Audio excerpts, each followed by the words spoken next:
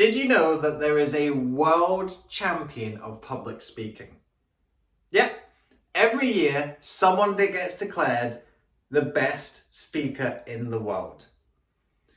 For people like myself who weren't particularly good at sports or music, it's another opportunity for us to feel like a bit of a rock star and feel like we've achieved something in the world. I first entered the World Championship of Public Speaking in 2018. For those of you who perhaps aren't aware of what the World Championship of Public Speaking is, in Toastmasters International, the largest public speaking organisation in the world, there are biannual contests. Each of these contests are in different categories, like humorous speaking, improv speaking, speech evaluation. But the granddaddy of them all, the cherry on top of the pie that everyone really wants, is the International Speech Contest. And this is the contest where the ultimate winner is crowned the world champion for 12 months until the next world champion comes along. I first entered in 2018 and I won the first round of the contest.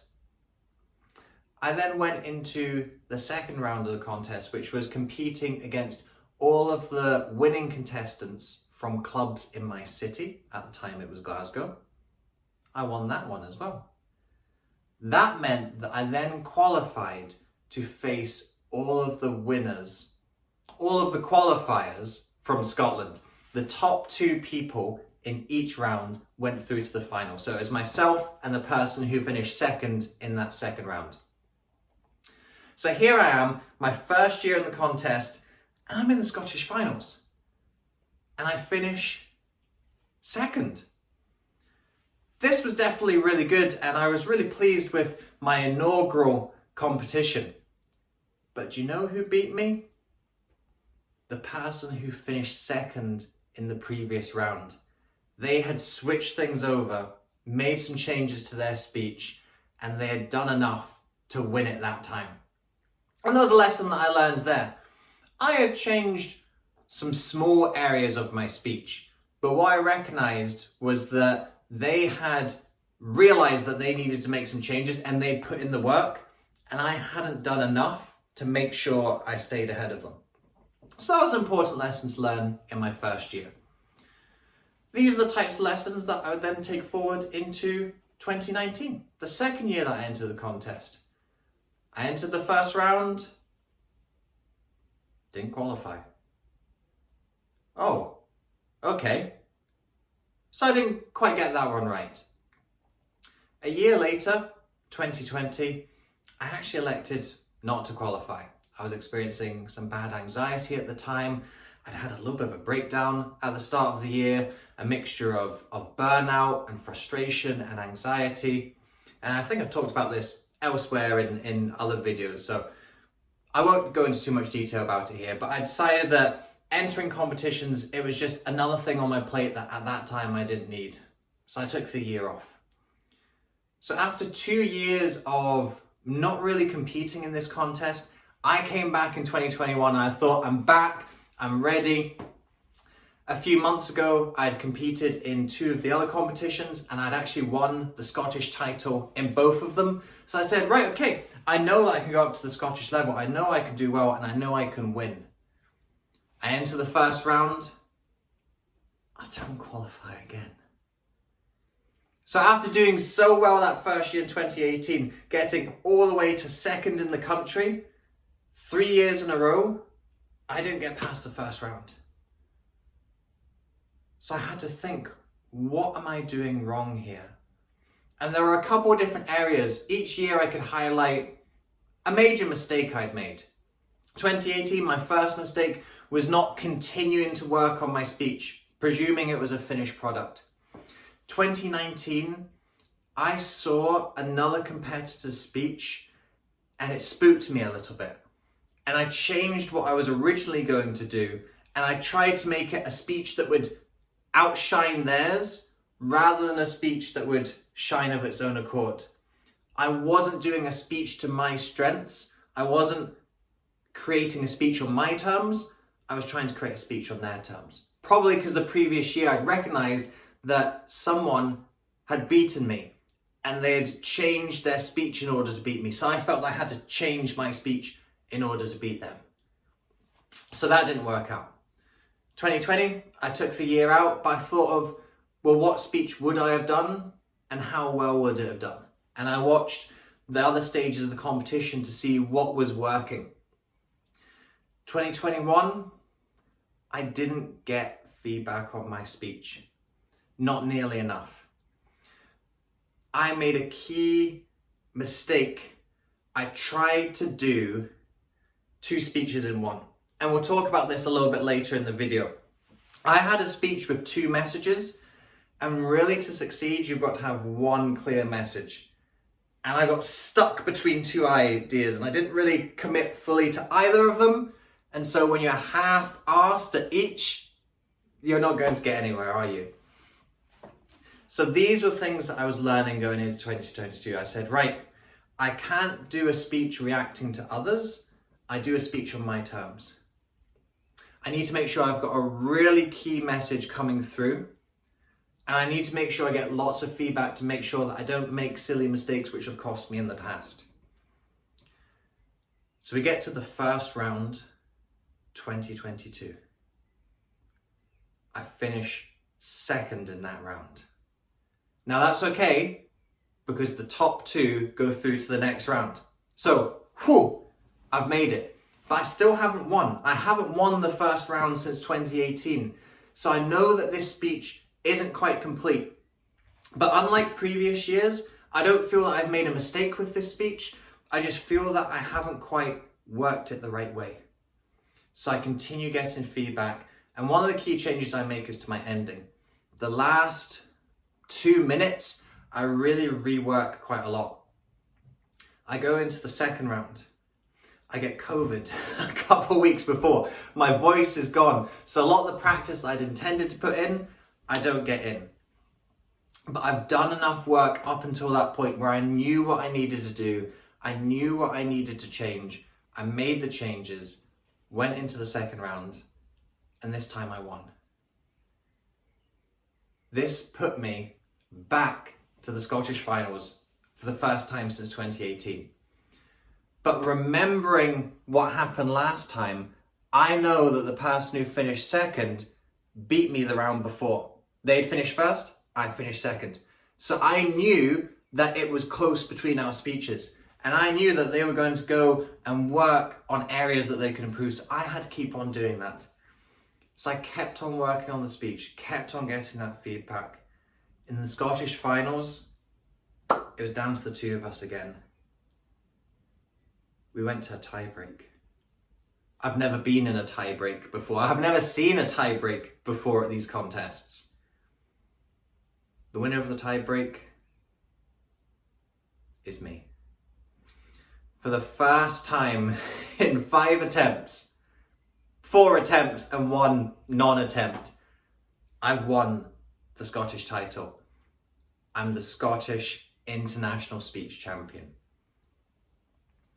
What I want to share with you in this video is some of my process and thought into what I learned from not succeeding in the past and how I changed that to create this speech. It ended up taking me to the UK and Ireland semi-finals. I didn't get past the UK and Ireland semi-finals. I'm okay with that because I know why. I know it wasn't because of anything I could have done with the speech. I feel that the speech was as good as it could be. The issue, I believe, was the judges weren't so keen on the sensitive nature of the subject matter. What I'm going to do for you just now, some of you may have seen when I posted the video of when I won the Scottish final, the edition of that speech. For those of you who've seen it before, there's some very small changes between when you saw it before and when you saw it this time. I feel that the performance was even better. The emotion was there even more than the previous time. A couple of those changes came in. So you may want to watch and see how it did in the UK and Ireland semi-finals. For those of you who haven't seen the speech before, I'm going to play it for you just now. So if you don't want to watch the speech because you've seen it before, skip ahead about 7 minutes or so and that'll take you to the end of the speech. For those of you who haven't watched the speech, you're going to see it. It's only 7 minutes long. And then after that, I'm going to break down what were the 3 key things that I believe helped me to win with this speech and get as far as I got with the speech. Let's see how it goes.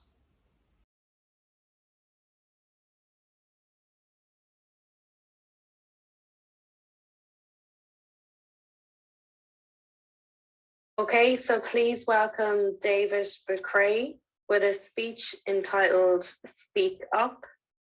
Speak Up, David Brene.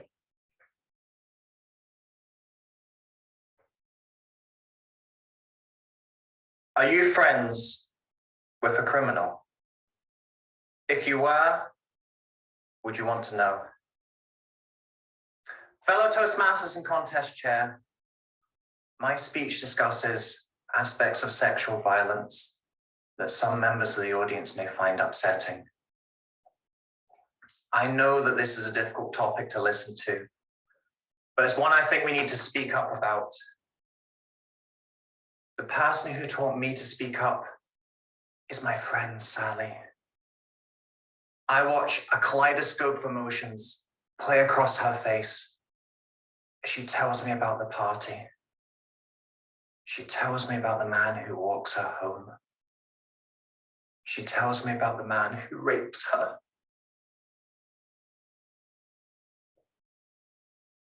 David, she finishes. The man was your friend, Jack. When Sally has finished speaking up, my stomach is burning with shame. Because if I'm honest with myself, I knew who the man was going to be. Jack was one of my best friends, but I was also aware of a dark side of his character. The times he would explode when he didn't get his own way. The time he suspected he had a sexual infection, but kept on having unprotected sex. The time he slept with my ex-girlfriend behind my back. I knew Jack was capable of rape, but I'd still trusted him as a friend. It made me wonder whether I was part of the problem too. Because Jack was not the only questionable friend I had. There was Alex. Alex would dance with women until they were near a wall or pillar, then place both arms either side, so they were trapped. We used to stand and laugh at this like hyenas. I was one of the hyenas laughing loudest. But I wasn't laughing when my friend Louise told me that Alex had raped her too.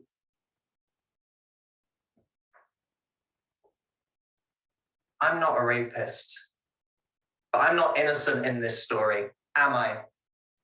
I condoned and even encouraged unacceptable behavior in 2 of my closest friends.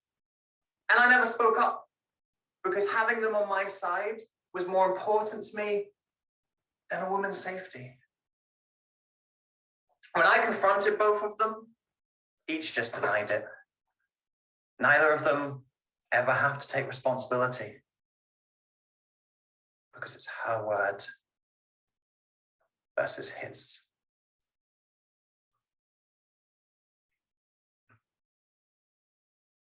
We hear this statistic thrown around about 1 in 10 men being sexual predators. In my social circle, that stat was higher. And I can never shake the fear I'm going to find out another of my friends is a rapist too.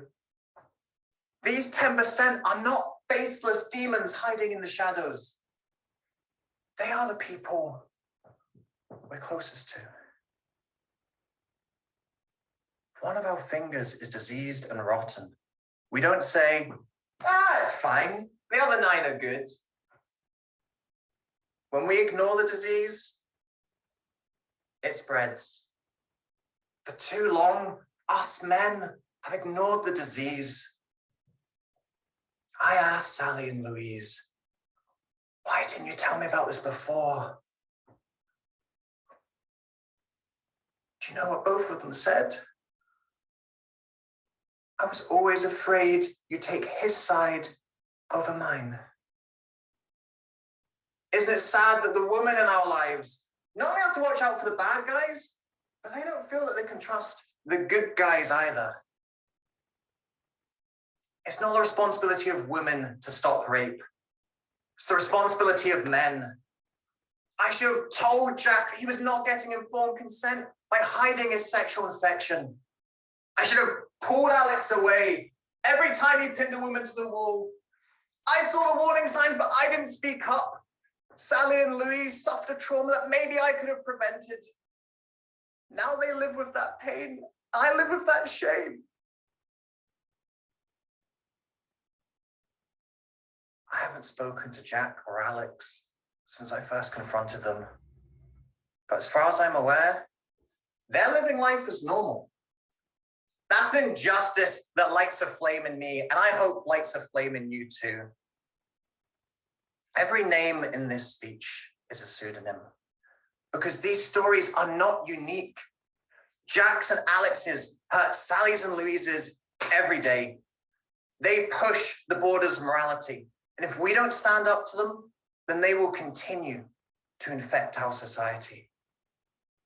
I didn't stand up to them, and Sally and Louise paid the price. Maybe like me, you haven't spoken up in the past, but I urge you to speak up in the future.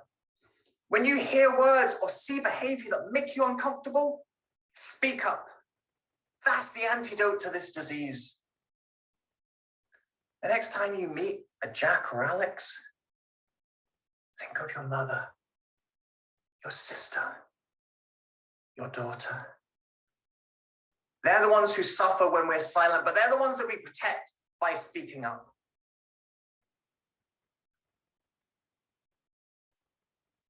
Sally has helped me a lot with this speech, and I want to leave you with her words. When I asked her, Sally, can I share your story? She replied, it won't be comfortable to hear, but it's something that needs to be said. Speaking up against sexual violence is not comfortable, but it's something that needs to be done.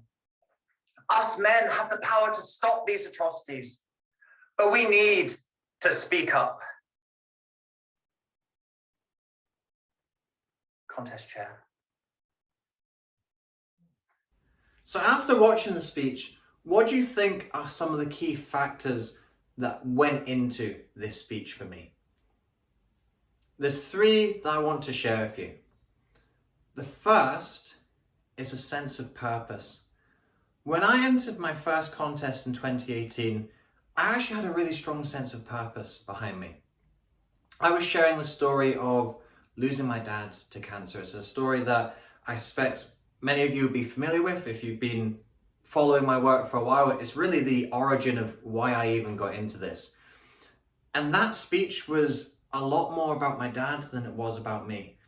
It was sharing what he had given me, sharing the life lessons, sharing how he had made me rethink and redirect my life. And that sense of purpose shone through, and I think it shone through for the people who were watching the speech. They got that sense of purpose. They could feel that there was something bigger than just me in the speech. And I think that's why it did so well. And if I'd been a little bit more experienced, a little bit more savvy, I think I would have won the Scottish title with that speech. How it might have done in UK and Ireland, I'm not so sure. If I did that speech now in the future, I think it's one that I could shape into winning the Scottish title. Possibly even UK and Ireland. Possibly even further. Maybe, who knows? We'll see one day. This speech in 2022 had a sense of purpose that I don't think I'd really had since 2018. In 2019, looking back at it, if I was honest, I was really just thinking about winning. I'd finished second the year before, and I was just thinking about finishing one better and finishing first. And that's why when I saw someone else's speech, I went and changed my original speech. It wasn't changed through a sense of this is a more purposeful speech. It was changed through this is a speech that I'm going to use to try and beat them. It was about winning, and winning, it doesn't have much purpose behind it. In 2020, I didn't really have a sense of purpose. I was feeling a little bit lost, confused at the time, and so I didn't have a speech because I didn't have any sense of purpose that was directing and guiding it. In 2021, last year, I had an idea of the purpose, but again, I told you I got stuck between those two ideas. And to be honest, I kind of got stuck between two versions of myself as well. Again, at the time, we were in another lockdown for COVID, and I felt things getting to me a little bit. And I felt that side of myself that was feeling a little bit frustrated and upset came into the speech. And it was more an expression of how I was feeling rather than an expression of purpose. And that's why I think the speech, again, didn't get past that first round. This year, the speech isn't about me at all, which is odd because it features me a lot and it's something that's incredibly personal to me. And you can see that and hear that in the speech when you watch it. But for me, the purpose of this speech was for my friends that I talk about in the speech. I thought of them every time I practiced, every time I delivered it in the contests. And for me, it was never about winning a contest with this speech. Winning was just a way to deliver the speech again, to deliver the speech to a larger audience. And whether it got to the national level, whether it got to the international level, whether it got to the world finals, all that was doing was just giving me a larger audience to share the message of the speech. And that's what my purpose was. And I think ironically that purpose of not wanting to win in the sense of winning for winning's sake, but seeing winning as a vehicle behind the larger purpose, that's what allowed the speech to win. I think you can see in the speech that I'm not trying to win for myself. I'm trying to win for my friends. I'm trying to win for the two women that I talk about in the speech and the many women who share a story with the two women in the speech, Sally and Louise. That was my driving purpose. I had on my whiteboard, I had a quote and it stayed on my whiteboard for months. I'll pop up a picture of the whiteboard on the screen just now for you. It's a quote by Brene Brown. For any of you who are familiar with speakers, you'll know that Brene Brown has one of the most watched TED Talks of all time. She's a researcher into shame. And this is a quote that she says about public speaking. If I don't feel a little nauseous when I'm done, I haven't shown up how I should have shown up. She's talking about the vulnerability and openness when you're on stage, of not holding things back, of allowing your vulnerability, allowing your shame to come through. And this is a speech that had a lot of shame for me. And in the beginning versions of this speech, there was actually a lot of anger coming through. There's a lot of anger that I've had about this for many years. And some of the feedback that I got early on, and we'll cover this in the next section, so I won't go into too much detail about it now. But what I realized was that I was using the anger as a coping mechanism. I was using the anger as a shield against my shame. And I had to strip that anger away and let the shame come through, because that was a more important emotion for the message that I was sharing. So any important speech needs to have that sense of purpose behind it. It's something larger than yourself. It's not about winning. It's not about making yourself look good. It's not about securing the sale. It's not about winning the award. It's about something bigger. If that something bigger is in your speech, is going to do well. Even if the technique isn't quite there, even if the delivery isn't quite there, even if the content could use a little bit of work, if that purpose is there, people will feel that purpose. And that's what they'll resonate with. And also for yourself, it's what keeps you going. This was a fucking horrible speech to do. It really was. I did not like practicing this speech. I did not like delivering this speech. I wish I could just let everyone watch one version of the speech, do it once and let everyone see it. But I couldn't. I had to keep on doing it. I had to keep on doing it to practice it. I had to keep on doing it to deliver it. I had to keep on doing it for people to see it. What kept me going through that discomfort was that sense of purpose. If you have that sense of purpose, it will drive you on to do your speeches well and to continue to hone your speaking, and your audience will feel that purpose as well. The second key component of any good speech, and something that I really lent into for my speech this year, is getting feedback. If I look at all of my international speech entries up until now, I never got enough feedback on them. I would get some feedback here and there, and I would just kind of roll with it and run with it. And in 2021 in particular, it wouldn't have taken me long to have heard consistent feedback that my speech was divided, that there were two messages in it, and I needed to choose, I needed to focus, because I wasn't doing either of the messages any justice. And I actually remember getting this feedback, and you know what? I thought I knew better. I thought that I could pull them off and weave them in really nicely.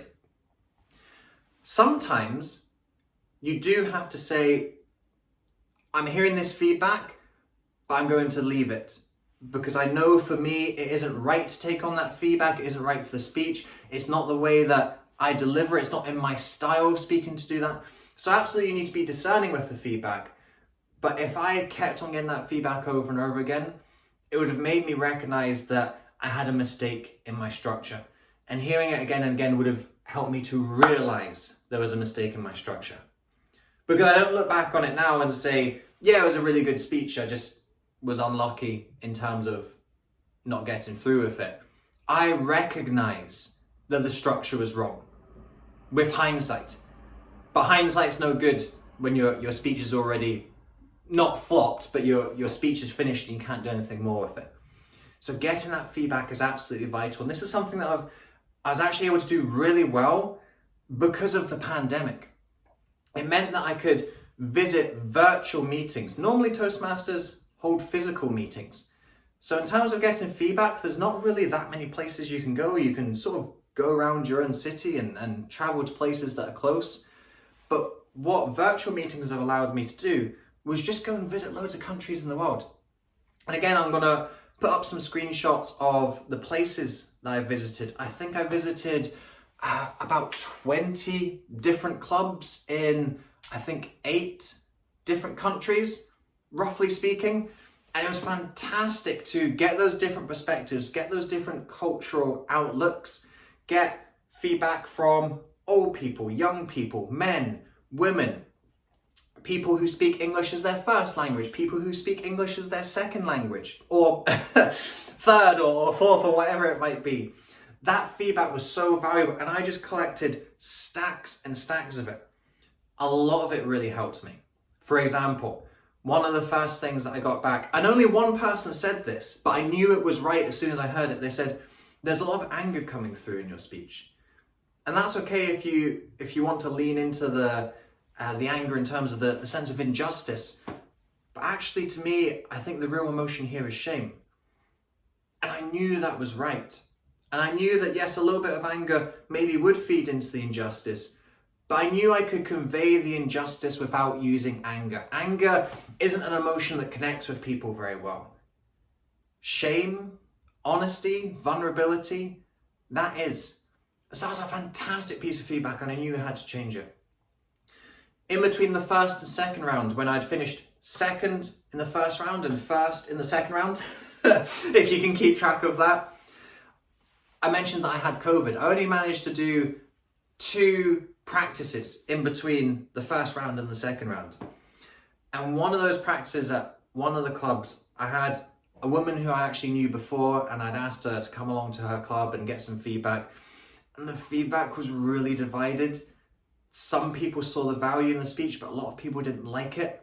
And there's a few key reasons why they didn't like it. They said, first of all, it sounds like you're still friends with the people who you talk about. And I was like, oh my God, I totally thought that I made it really clear that I'm not friends with them anymore. But clearly I hadn't made that clear enough. So that was something I had to change in the speech. And they also said, you talk about your friends and they do come into the story, but we don't really hear their voices. And we understand why you're keeping things confidential and protecting them, but we want to hear their voices in it as well. And so that was a big change that I made. First, I changed the ending of the speech so that Sally would speak. And then I decided to change the start of the speech as well, again, so that Sally would speak. And so that Sally's voice was in this speech. Not just mine, not just me speaking for her, but she was speaking for herself. And that, I think, was the game changer. That's what I think reversed the order from the first round to the second round, and what kept me going and kept me for the third round to ultimately looking at the difference between those tiebreakers. I think that mine just had that extra bit of sentiment and emotion in it, and that made all the difference. And that was due to the feedback that I received, some fantastic feedback to take away the anger and show the shame, to allow the woman's voice to come through, because this speech, it is directed at men, but it's about women. It's quite a complex speech in that regard, and I had to get the fine balance between, I knew I was preaching to the choir with women, and I wanted to not talk about them so much because I was trying to focus on the men. But equally, if I focused on men too much, then the woman would say, oh, hey, you're not giving a proper account of our experiences and our issues and our injustices. So it's a fine balancing act to make sure that the women were represented, even though the speech was largely directed at men. And I couldn't have done that without the feedback. I had my script for the speech. I don't normally script speeches word for word, but this was such a difficult undertaking, and I was making such minute changes, a sentence here and there, changing the way I was phrasing something here and there. I did have a word for word script. I wouldn't rehearse and recite the script, but I wanted to just keep track of what I was saying and all the little changes that I made. There are 5 different Word files in my documents, 5 different scripts. And the difference between the 5th script and the first script, there's very little from the first script that made it to the 5th script totally unchanged. We're talking about maybe 5 to 10 sentences that appear in the 5th script exactly how they appeared in the first script. That's the power of feedback. It gave me a new speech. That's how important feedback is, because if I tried to use the first version of that speech, I would never got as far as I did. I would have never have done the speech justice, and I never would have been able to share it with as many people as I did. I needed that feedback to get me from version 1.0 to version 5.0. So make sure you're getting feedback on your speaking, not just from one person, not just from a couple people, but I spoke in front of literally, I will say hundreds. I will say I spoke in front of hundreds of people just practicing this speech. Never mind doing it in the competitions for real, where again, you can probably add another 100 on top of that, or near enough. That is a lot of people to show your work to and get feedback from. Make sure you do your due diligence with that feedback, because it'll take you from a 1.0 to a 5.0. I have one more factor about my speech that I want to share with you. But just before I do that, I want to bring it into you a little bit. You're probably watching this video because you've got something big that you're prepping for. If my title has done justice, you'll go, David's talking about preparing for a big speech, and that's what I've got as well. Maybe it's a wedding speech that you have to do, maybe it's a big presentation that you have to do for your work, your company. Perhaps it's a sales pitch for a non-profit or an organization or a business that needs some funding, and it's your baby that you're putting out there and testing the waters with. If you need to prepare for big speeches on a consistent basis, then you need to have somewhere where you can come to practice those speeches, to start to work in some of the factors that we've been talking about. We were just talking about feedback there, weren't we? And feedback is huge for your speaking. And so what I want to do is I want to tell you about a place where you can come and get that feedback for your speeches. I run something called the Virtual Speakers Club. And in the Speakers Club, that's exactly what we do. We come together and we give each other feedback on our speeches. As a member of the club, you get workshops training you on things like speech preparation, ideal for this topic, how to tell good stories, how to structure your speeches, all of these things you have to think about when you've got a big speech coming up. As well as the workshops that we run, you also have the opportunity to practice speeches. You get a speech evaluation from myself. You also get feedback from all of the other people in the club as well. So if you've got something big coming up, not just soon, but you've always got something big coming up, and you want to have somewhere where you know you can rely on and trust to get those skills required to build that speech or build that workshop or build that pitch, and you want somewhere where you can get that consistent feedback as well, then why don't you come and join us in the Virtual Speakers Club? I'm going to roll a little bit of tape just now that tells you more about this club.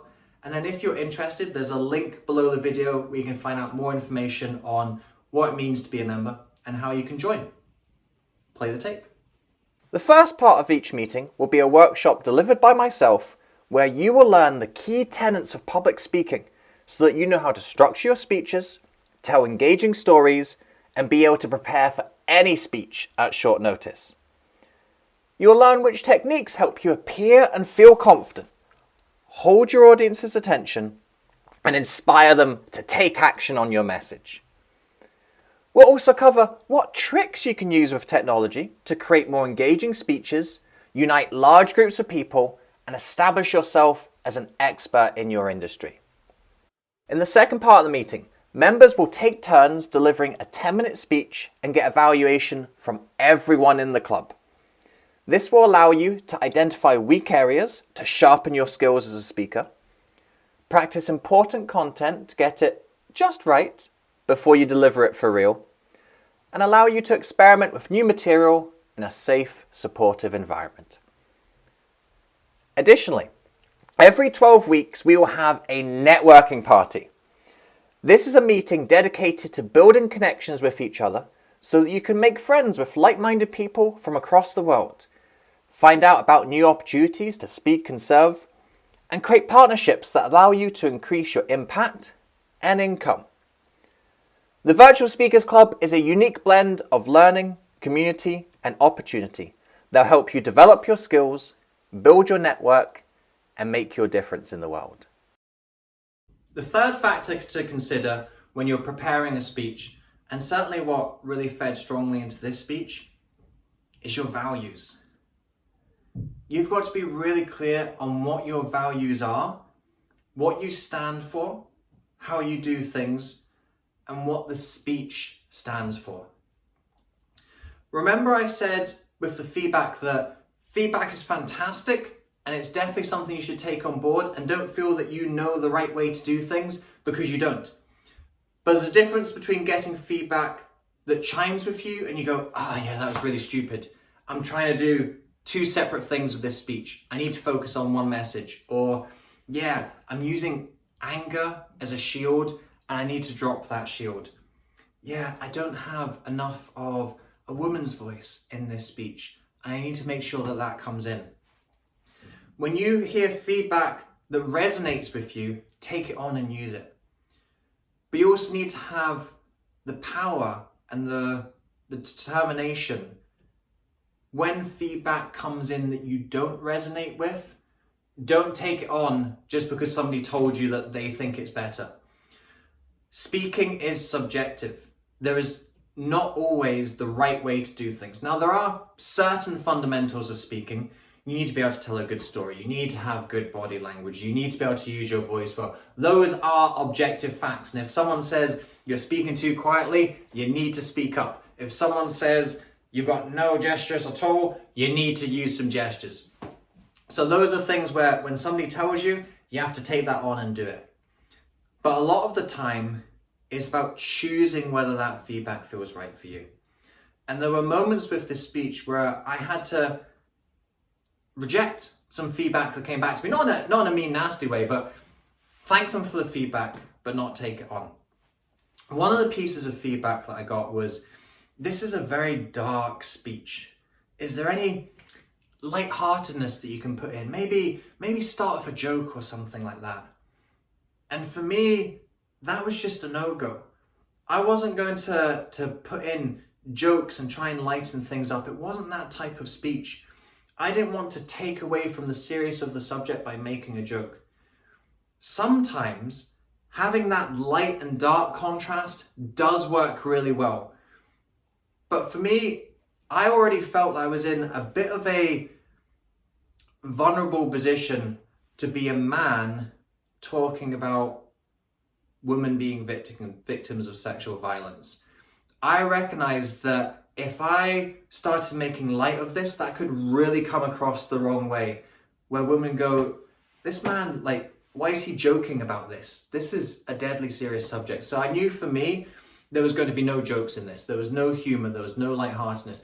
The only thing that even vaguely represents any kind of humor is when I have if your finger is rotten, do we just say, it's fine, the other 9 are good?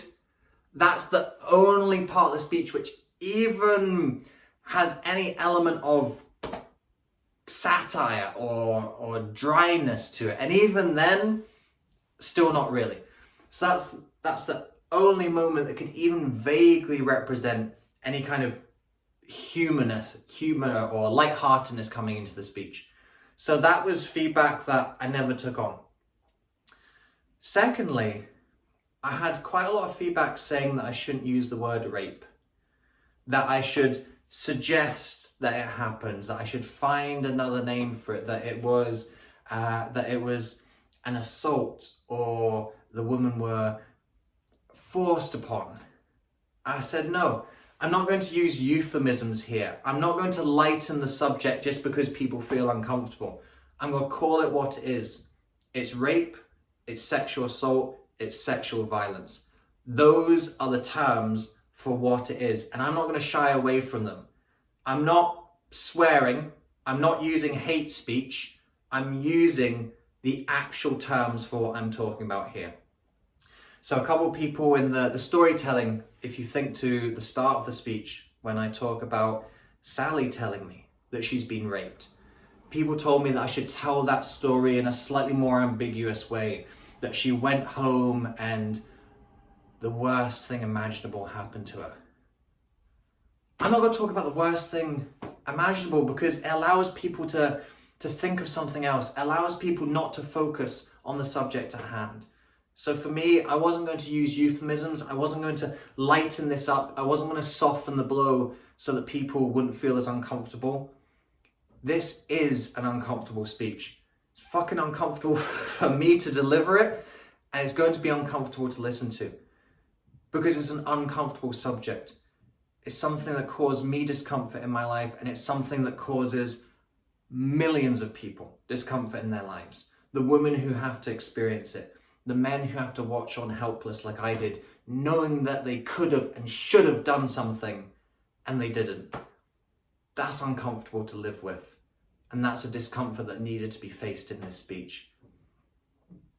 And that leads into the third aspect of, sometimes people told me that I shouldn't direct it so much at men, that I should direct it more towards, we can do something about this. And for me, I said, no, because women are doing something about this. They're speaking up again and again and again. Me Too and all the other movements and all the other outcries and all the other victims coming forward. Women have been doing their part to raise awareness of this issue. They've done what they can. Now men need to do something. And I wanted to direct this speech towards men.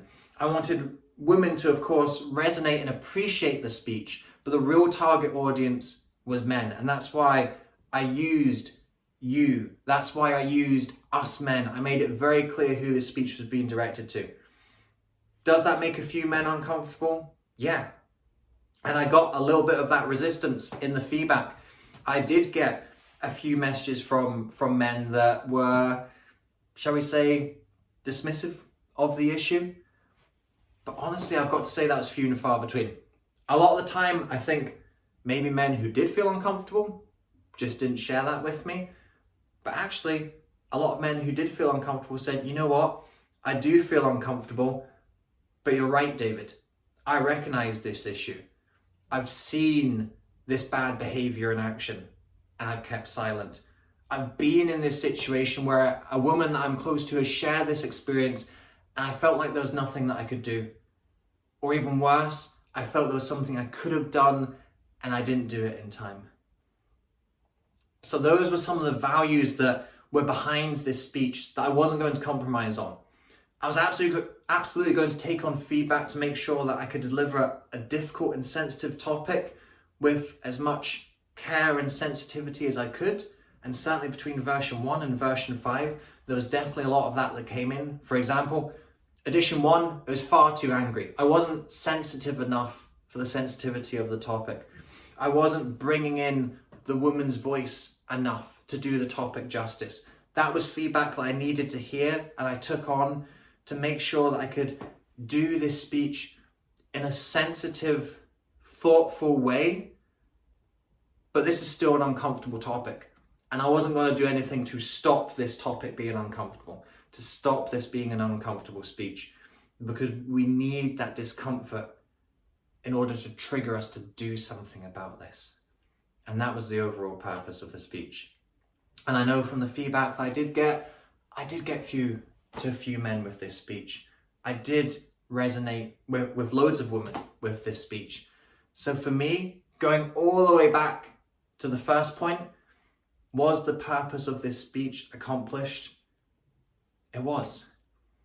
If I can reach a few good men and try and help them to be better men in this world, to stand up against the 1 in 10, the rotten men in this world, the rotten behavior in this world, then maybe the world can be a slightly better place because of this speech.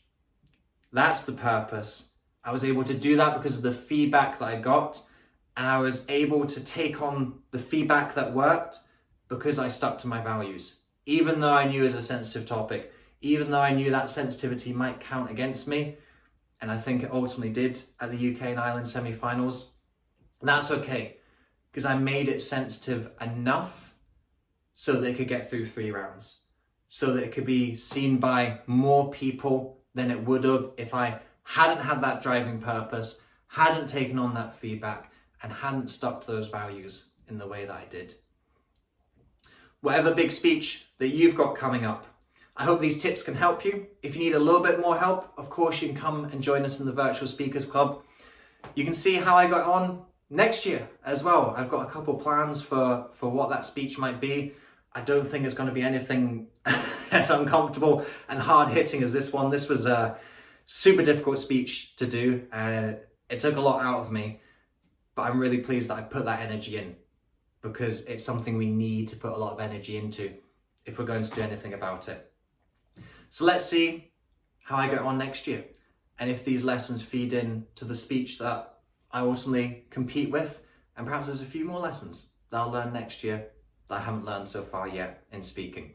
And when I learn those lessons, and I'll come and share them with you.